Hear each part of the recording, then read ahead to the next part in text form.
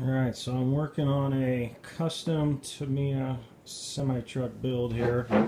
So I ordered, these are 30-inch frame rails that I ordered from this company out in Europe. And I just finished assembling the front suspension. This is a Integy T2, I believe, front end that I got off Amazon. Everything else is also from the company out in Europe, but got that mounted, so got the front suspension working. And what my plan is I'm going to do a Ford F350 body. I apologize for the shaky camera, I'm using my cell phone here, to make some kind of flatbed. It's going to be pretty substantial, but that's the plan. I'm probably going to order another Integy, I want to say T2 all metal rear end, and I got these springs also from Europe that I'm going to use to mount the rear suspension. So it's going to be a solid axle leaf spring setup, like kind of like what I got in the front, just with the standard hangers.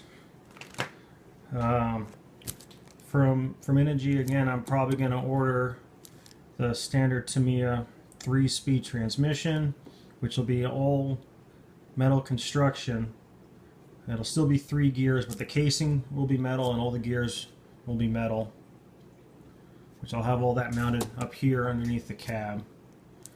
And then the bed, I haven't worked that out yet, whether I'm going to get some aluminum or steel and just make a nice flat panel to mount across the top and have a dovetail rear drop down so I can drive a rig up on here or use a winch. Not quite sure what I'm going to do there. My inspiration for this was this rig here that I printed off of Google, so that's kind of what I'm trying to do, maybe without the side rails there, but some kind of ramp system and a flat bed with a dovetail. I didn't necessarily want to do this long of a frame, but this is kind of the cheapest I could get. It was 16 bucks for these 2 frame rails from Europe, so it was a really good deal. So I'm happy about that. I got to drill all the holes myself, and everything went fairly well except for up here. I don't know if you can see that, but there's the screw right there. I ended up drilling that too close to the frame rail, so I couldn't insert the nut to capture that. But I drilled the hole just right, so it actually kind of self-tapped, so it worked out.